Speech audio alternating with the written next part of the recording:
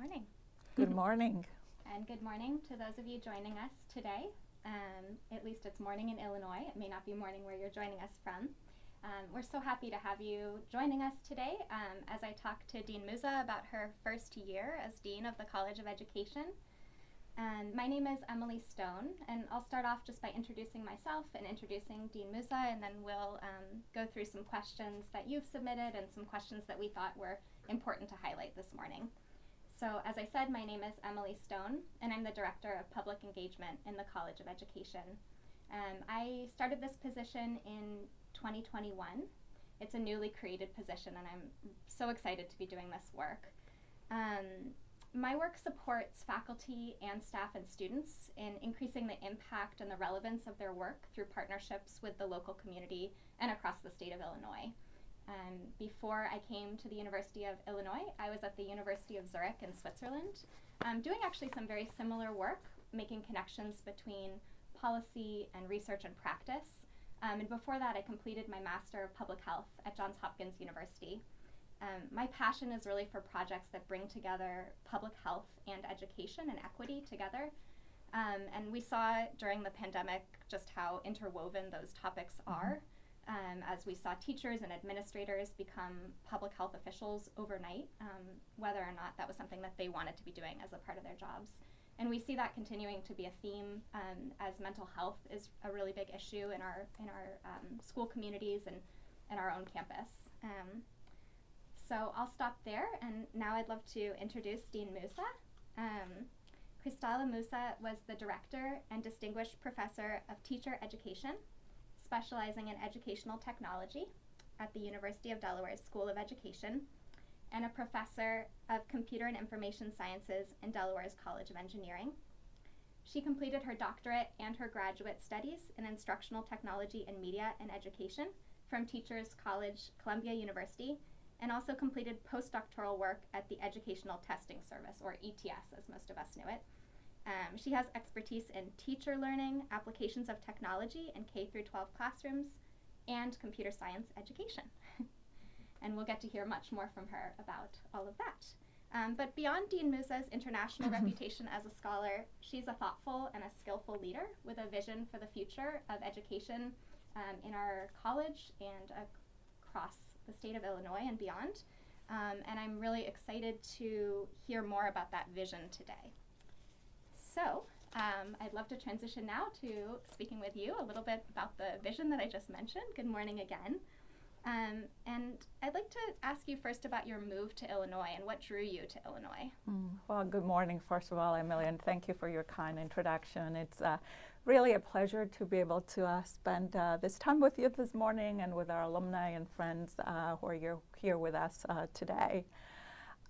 So what drew me to Illinois? So it's kind of funny that you ask, because it's exactly a year, I believe, since my interview last April. And I got this question quite a bit, as you might imagine, in the 2 days that I have been here for that interview. So lots of points, lots of reasons why I was really attracted to Illinois. I think the first one is obviously the University of Illinois as a whole is a world-class institution, but the College of Education specifically has a long history of innovation and excellence. I was familiar with the work of the college. I have listened to faculty here give talks at conferences. I have read their work, so I really had a lot of respect and admiration for the work of the college in the first place, and was really excited to be able to work with such an outstanding group of colleagues and be able to learn with them. I would say a second really key point was the strong alignment between the university's vision and commitment to issues of excellence, equity, and inclusion in my own vision for the college. So it's always good when there's alignment, there with the priorities of the institution. Third, I would say definitely the land-grant mission of the institution was a big draw for me. You mentioned how I spent my career at the University of Delaware, where also had a strong land-grant mission. So being able to and have the opportunity to work closely with the communities we serve, both locally and globally, was really, really important to me. I would say as a fourth point, really the strong interdisciplinary focus of the university and the college as a whole. Again, you noted how I had appointments both in education and computer science, so I have always considered myself as an interdisciplinary scholar. So being in an institution and a college that really has the mechanisms and the supports in place to make that happen was really important. And lastly, my husband is actually a graduate of the University of Illinois. So even though I've never visited until my interview last April, I felt like I already knew quite a bit about the institution from his own lived experiences and through sports. So we've been huge Illini fans for a long time. So we're actually very happy to be able to cheer the sports teams in person this year. It's so nice to have that personal connection as Yes. well. And I think, when I read your bio, it's so apparent that you chose the field of education from a very early stage of your career. What is it that drew you to the field of education, and what keeps you inspired to work in education today? Mm-hmm. Yeah, that's a great question. So I'll take you a little back.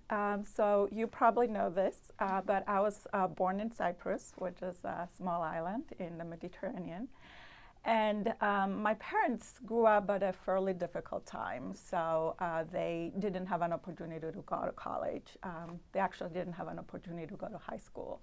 So, and soon in life, our family has also become refugees, so we had to move to a different part of the country and really just start from scratch. So growing up, I have two older sisters. They also did not have an opportunity to go to college. At the time, there wasn't actually a higher education institution in Cyprus, which made it really difficult. But I would say, I was somewhat fortunate because by the time I was growing up, certainly the conditions have improved dramatically. So I think while I was in college, I don't think there was ever, when I was in high school, I don't think there was ever a question that I would go to college. And as someone who has experienced firsthand, the importance of education and how the rest of my family was really denied that privilege, I would say I have became very committed to contributing, back. It also helped, I would say, that back in the day and in Cyprus, teaching was still a very respected career, very respected job, especially, and it was not uncommon for excelling students, to really pursue a career in teaching. And there was a teacher shortage, so I think all together, really just motivated me to follow teaching, as a career in college. So I pursued my elementary education degree, and when I returned back to Cyprus, I was appointed to a school not very far from where I actually went to school as an elementary student. And my very first day, as I walk in the doors, I didn't know that, but my former fifth grade teacher was actually at the school. I actually had her for 2 years, fourth and fifth grade. And of course, she had a list of all the new faculty, so she knew and recognized my name. And she literally welcomed me with a notebook that I had in fifth grade that she had kept all these years. Wow. Because of my neat handwriting, I guess. It's not neat anymore. But I think that really just speaks so much to the relationships that teachers and students, build over time. And she really just served as my mentor that whole year. We had a very close relationship. So again, that bond that teachers and students create over time, that has really been inspiring. In my second year, I was appointed to a smaller school, like in a fairly underserved community.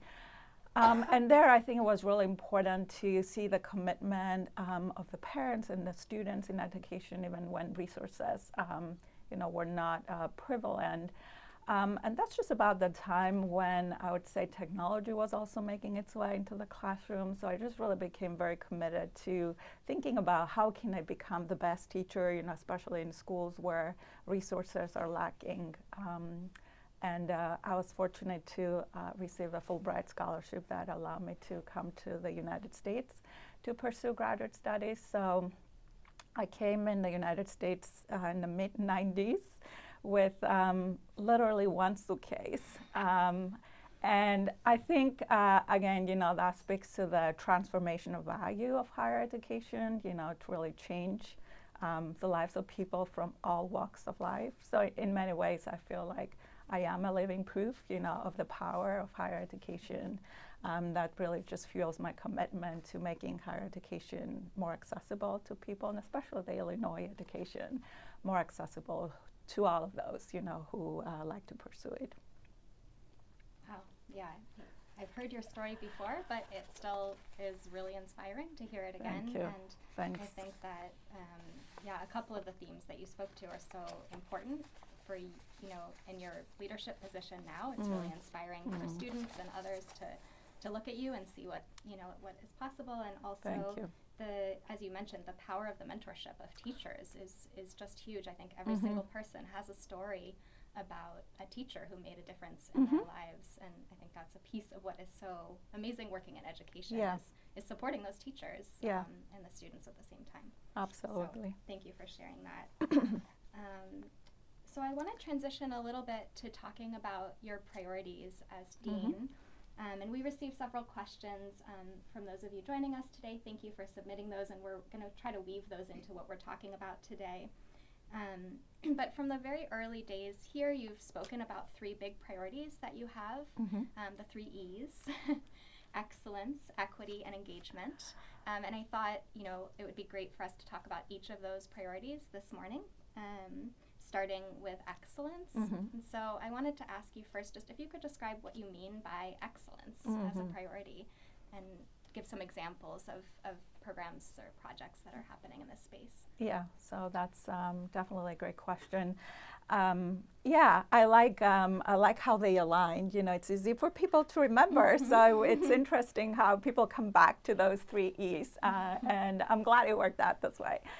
So obviously, excellence is a big word. It could definitely mean different things to different people. I guess the way I'm thinking about it, it's across two domains. So, for example, in teaching, when I think about how we want to be excellent in our instruction, the instruction we provide to our students, I'm thinking about the ways in which we integrate evidence-based practices in our approaches, including culturally responsive practices to make sure that we address the needs of our students, but also just in general how we draw on the extensive literature on how people learn. And our faculty, as you know, they're versed in those principles. So the way that they, again, incorporate those, into their instruction, to me, that, speaks to that excellence in teaching. And the second piece, when we talk about research and how do we define that, again, that's a very broad, type of space. So some might say excellence is based on the quality of the journals we publish in, or the number of times someone reads and cites our articles. And I think those are all important issues. I don't want to discount them, but the way I think about excellence is mostly focusing on how impactful and consequential the work that we do might be. And there's definitely plenty of examples around the college that I could reference, but one that comes in mind is, for example, the work that Dr. Samuel Kirk has done in special education, where he coined learning disabilities, and as a result, there were federal programs and policies that emerged out of this work. So that speaks to the impact, that our work could have, both in terms of scholarship, policy, and practice. So I really like to think more about what is the impact of the work that we're doing, and how we're able to improve the lives of the people we serve. Thanks. Yeah, that really helps. And so let's talk about some of the initiatives happening in the college in the space of excellence. I know there's a lot. Yes, absolutely. So I brought my notes because it's so much to cover, and I really wanted our alumni and friends, to have a pretty good picture, of all the initiatives that are happening in the college. And I know there isn't enough time to cover them all, but lots of exciting initiatives happening in the college, both in terms of our instructional aspect of the house, new and innovative programs, but also on the research side. So for example, we are constantly thinking about new innovative programs that might really address more societal needs and really be more responsive to the needs of the students that we serve. One such program is the Computer Science Plus Education program that we have that's launching this coming fall. We're very excited about that, and I think that covers a lot of what I have already kind of touched upon. So for example, the interdisciplinary nature of the work that we do. So that's a collaboration between the College of Education and the College of Engineering. The campus as a whole, but also campuses around the country, they're just seeing such demand for majors that involve some type of computing or some type of STEM. So I think really just allows us the opportunity to capitalize on the strengths of the campus and the strengths that we bring as a College of Education. So we're very excited about that. So again, we'll be launching in the fall, and that's 2 years in the College of Engineering, 2 years in our college. And the whole premise is to really support those students who aspire to become teachers of computer science. So that's an area of really high demand in high schools around the country right now, but unfortunately there are not enough teachers to cover that. So we're hoping to begin to address some of those shortages in that area. Similarly, there's great shortages in STEM teachers across middle and high schools. So for our audience, STEM refers to science, technology, engineering, and mathematics. So I have a new program in secondary mathematics education. So the students could just apply directly to secondary math in the College of Education. And again, we're really just looking to support, those teacher shortages, both in Illinois and elsewhere, by preparing high-quality STEM teachers. So transitioning from secondary to early childhood, we're also very excited about our early childhood program that it's designed to support sort of like career changers. So those students who already have an associate degree from a community college and they're looking to get certified as early childhood professionals. So that's another great area of need, both again in the state of Illinois and elsewhere. So that's a fully online program too, so that's very innovative and very different from what we're used to do here in the college. So I really kudos to our colleagues, who are willing to put in the work to really design a whole new program, to really support the needs of those professionals. And what it's really interesting to say is that that program is supported by state funding as a result of legislation that one of our alums, Senator Chrystalla was able to put forward. So again, very exciting to see some of the impactful work, that our alumni are engaged on a daily basis. Enrollments are looking really strong. We're very excited about that. Even during the times when we saw our peers around the country really experiencing declines in their teacher education programs, I would say we held pretty steady. So again, that's very important given how we're able to contribute back to the teacher workforce, in our state of Illinois. We're at the undergraduate level, we're also in the process of revising our learning and education studies major, and this is a program that's designed mostly for students who may not necessarily want to be classroom teachers, but they still have interest in working in education settings. So we're really trying to strengthening to provide more opportunities for them to pursue their own interests, have coursework that's really tailored to the needs of our undergraduate audience. And the graduates of that program, they're doing phenomenal. A number of them, they are already enrolled in top-ranked graduate programs around the country, including Harvard and Illinois. So we're very proud of those graduates. Lastly, I would say that in the online space, we've just made great strides. We continue to be recognized as leaders in online education. And really just that speaks again to the importance of making the Illinois education accessible even to those audiences who can't be with us in person. So our faculty really work tirelessly to make sure that we deliver high quality and affordable online instruction. Yeah, that's great to hear about all of those programmatic developments, and especially great to think about the two different audiences of students that we have now with the possibility of teaching entire programs online. So, yes.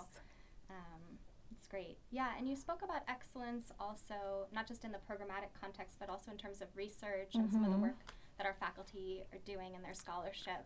Do you want to share any examples in that space? Yeah, well, we obviously have a lot of examples there. You know, I would say that we definitely continue to be a powerhouse when it comes to research, and our faculty are recognized widely, you know, for their contributions. Just in the last few months, we have faculty who have received awards from the Council of Exceptional Children, from the American Educational Research Association, from the National Association for Research in Science Teaching. So it's just wonderful to see our faculty receive the recognition that they deserve. And those are very difficult awards to receive. So I think, again, for our faculty to be right there, you know, being recognized for their outstanding work, it's a huge accomplishment. And not just nationally, but across campus, our faculty continue to be recognized with a number of both research and teaching awards, as well as our graduate students. So they just recently had a competition, for example, where they presented some of their ideas, and a number of our graduate students were recognized for the way that they were able to present their work in 5 minutes. So that's very powerful. Our faculty really, again, the areas of research that they're engaged in, it spans, you know, across various disciplines. But I would just highlight, just as an example, you know, recently there's just been so much hype around ChatGPT, for example. And so many of our faculty have actually been involved, you know, in the role of artificial intelligence in education for so long.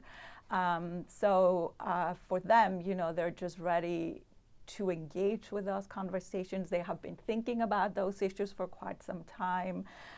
So just as an example, one of our colleagues has been looking at how we can use data to analyze the strategies employed by the students who are working to debug computer programs.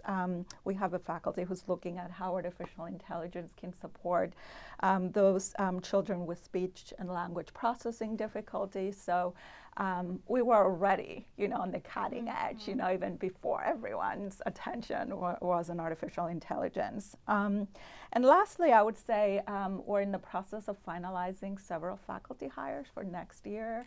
And I'm just so excited, you know, to be able to welcome a number of outstanding faculty next year who are doing cutting edge work in areas such as literacy, STEM education, equity, philosophy in education. So we're one of very few colleges around the country that still have philosophy in education programs. And our colleagues are taking that scholarship to the next level, you know, really just addressing contemporary issues like ethics and justice, you know, in policy and practice.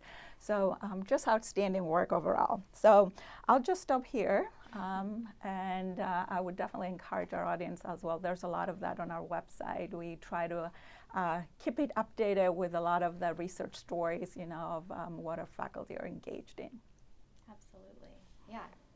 That's a lot, and I know there's so much more. Yes, absolutely. It's only the tip of the iceberg, but it really speaks to the interdisciplinarity of the work happening in the college, as you mentioned. So we've spoken about your excellence priority, and I wanted to move to your second priority around equity. And it's another one that can capture a lot of work happening in the college, but I'd love to hear some examples of initiatives that are focused on equity within the college. Thank you. So the way I think about it is that excellence and equity, they go hand in hand. And so I refer to it as equity. In other places you might hear the term diversity, equity, and inclusion. So I think that really just speaks to the commitment to respect diversity of people and ideas, And again, as I mentioned, I think the two go hand in hand. I don't think we can be excellent without diversity. So I always try to be mindful, of that every time we talk about excellence, diversity and equity also have to be at the foundation of how we think about the work we do. And we have a number of equity initiatives around the college as well. Just again, very briefly, I'll address a couple of the programs that we have. So for example, we have a new Master's of Science in Mental Health Counseling. Our faculty are really redefining, what does it mean, to be a counselor. That's a very high demand program. It provides students with the Illinois Professional Counselor license. And for any of us who have been following the news, that's another area of great shortage. So we actually have seen an increased number of applications in that program beyond our capacity to support them. So we're really working very hard to see how we can expand our capacity, to make sure that, again, we respond to the needs of our of our audience, but also the communities that we serve.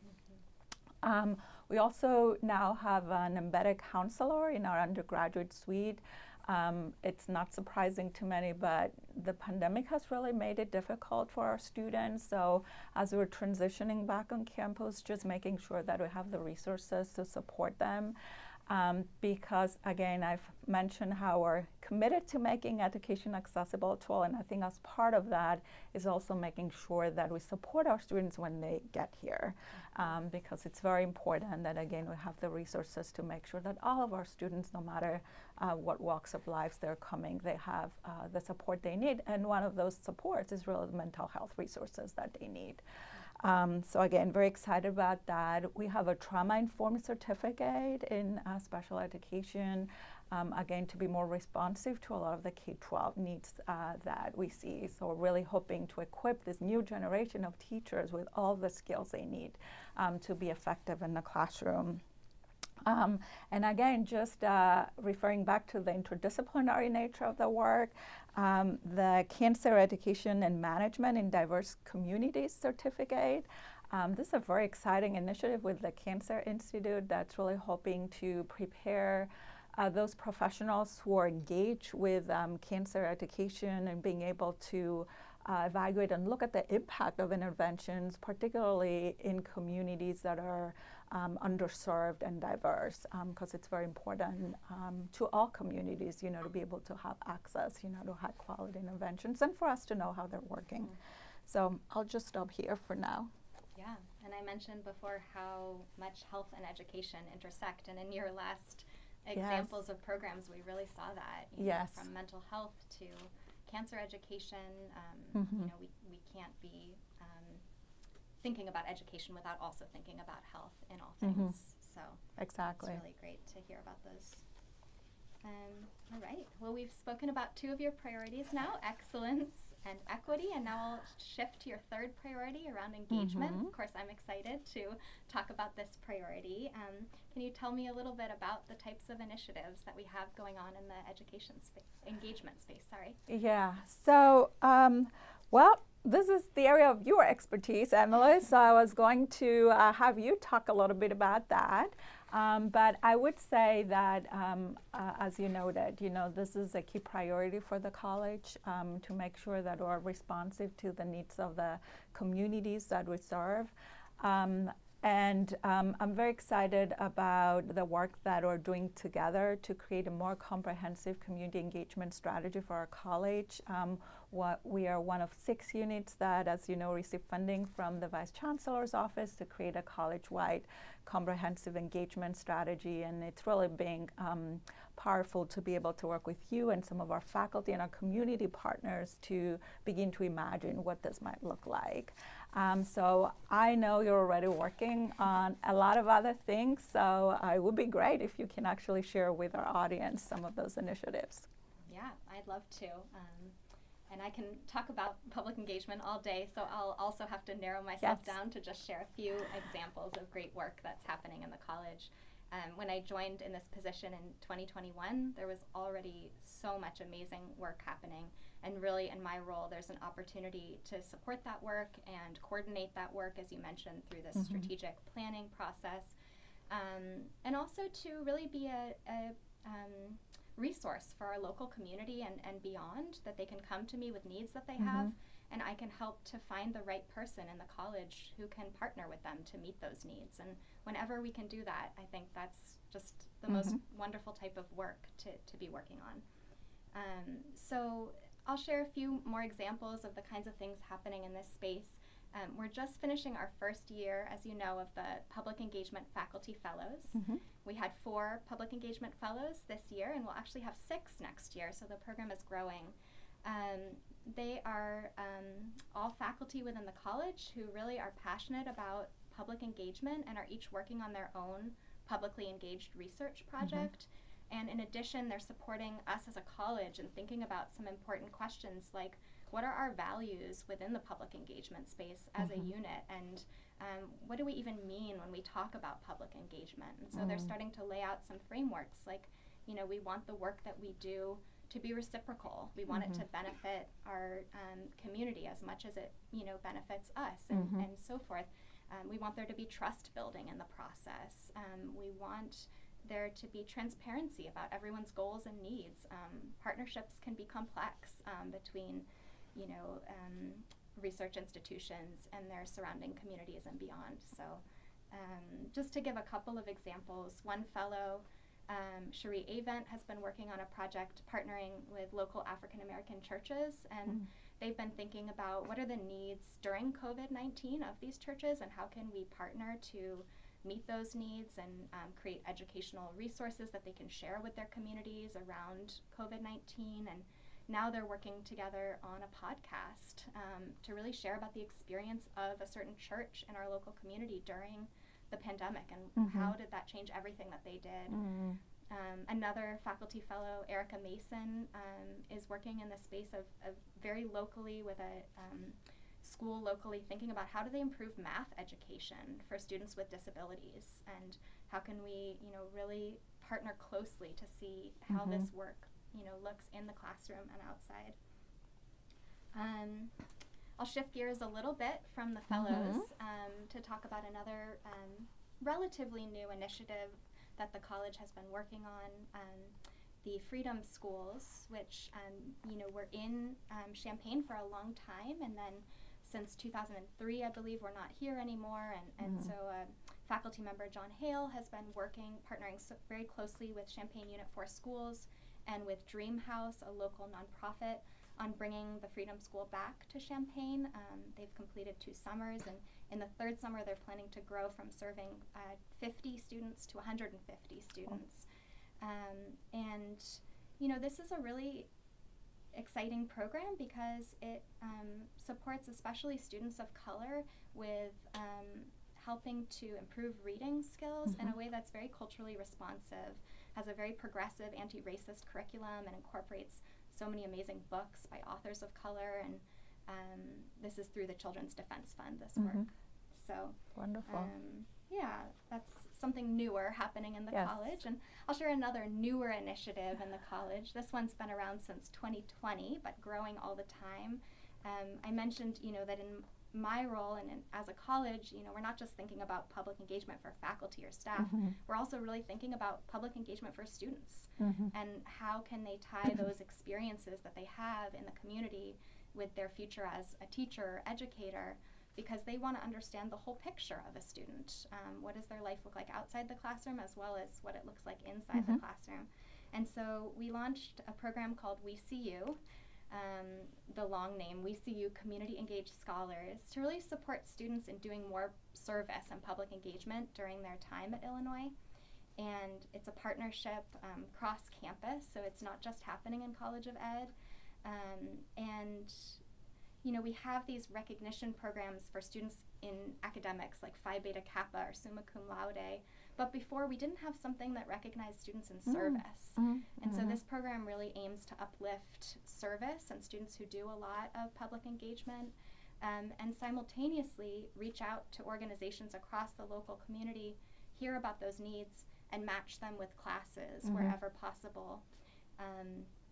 So for example, if a local organization needs a program evaluation completed, we would love to match them with a class in the College of Education teaching program evaluation.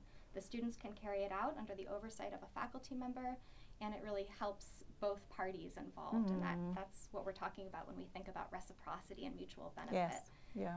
Students gain really valuable skills. So obviously very excited about that program too. And there's so many long-running centers in the college who have done such great work. And I'll just name one, but I could name a dozen. The Education Justice Project, I had the opportunity to interview the director of EJP in the fall as a part of our Engaged at Illinois series. And Rebecca Ginsburg invited 3 Education Justice Project alumni to join us. And Education Justice Project is all about creating a more equitable and just world through education, and particularly through providing post-secondary education within prisons. And so it's a very unique student population. They have very special needs. But the alumni in this event just spoke about what a difference it made for them to get that type of education while they were incarcerated, and then what it's been like for them as they left, and how focused they've been on social justice and equity outside. So that was a very meaningful conversation, and it's a really important center within the College of Education. Yeah. So I told you I could talk about public engagement all day, and I wasn't kidding. But so I will stop there. Yeah. But please know that there's so much more happening within the college, and our colleagues are so committed to this area. It's really amazing. This is wonderful. As someone who has taught a service learning course for many years, I think the WeSeeU program is just so exciting. Really speaks to my heart, because I have seen firsthand, both the benefits from the student side and then the community side.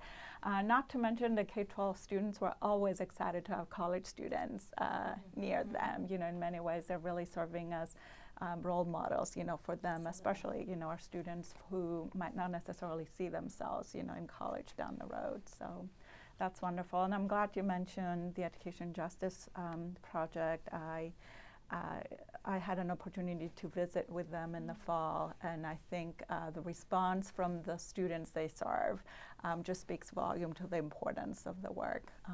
And speaking about recognitions, they will be recognized later this month with an award. So, thanks for mentioning that. Yeah. So we've spoken about all 3 of your priorities, which is wonderful to hear about: excellence, equity, and engagement. And I thought we could close by just asking you about, when you think about your legacy, what kind of legacy do you hope to leave at Illinois during your tenure here? Oh, that is a very big question. It is a big one. Yeah. Well, I would say, the role of the dean is really a role of service. So my goal is really to work to provide the resources and supports that our faculty, staff, and students need to continue to maintain their excellence. We have the talent, so I think it's really just a matter of making sure that we're able to, again, provide the supports and resources they need to maintain that excellence, both at local and global scale. And as you heard me say, again, I think one of my key priorities is really just making sure that the University of Illinois College of Education programs are available and accessible beyond the local community. Really just try to scale our footprint, and we already have a very good track record of that. We get requests or we get updates from our students from around the world, about how their Illinois education really just transformed their lives. So just maintaining that and even expanding. And we have a number of programs already in place that really just expand our footprint to a global level.